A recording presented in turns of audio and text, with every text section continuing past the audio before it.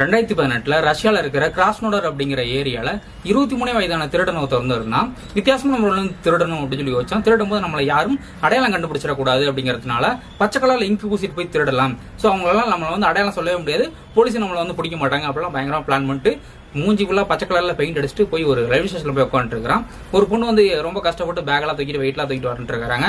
டக்குன்னு போய் அவங்களோட ஹேண்ட் பேக் அடிச்சுட்டு அங்கிருந்து எஸ்கேப் ஆயிடுறான். ரயில்வே ஸ்டேஷன் விட்டு வெளியே ஓடிட்டு இருக்கிறான். ரொம்ப சந்தோஷப்படுறான். அந்த டைம்ல நம்மளை யாரும் வந்து அடையாளமும் கண்டுபிடிச்ச முடியாது, நம்ம மூஞ்சி யாரும் பார்த்துருக்க மாட்டாங்க அப்படிங்கிற சந்தோஷம் தான். இருந்தாலும் ஒரு 2-3 நிமிஷத்துக்குள்ளேயே அந்த சந்தோஷம் வந்து முடிஞ்சு போயிருது.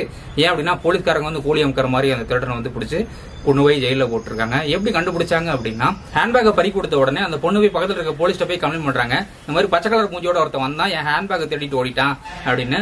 உடனே அந்த போலீஸ்காரும் அந்த ரயில்வே ஸ்டேஷன் சுத்தி இருக்கிற ஏரியாவில் இருக்க போலீஸ்காரர்கள் எல்லாமே இன்ஃபார்ம் பண்றாங்க, பச்சை கலர் மூஞ்சியோட யாரை பார்த்தாலும் அரெஸ்ட் பண்ணுங்க அப்படின்னு சொல்லி.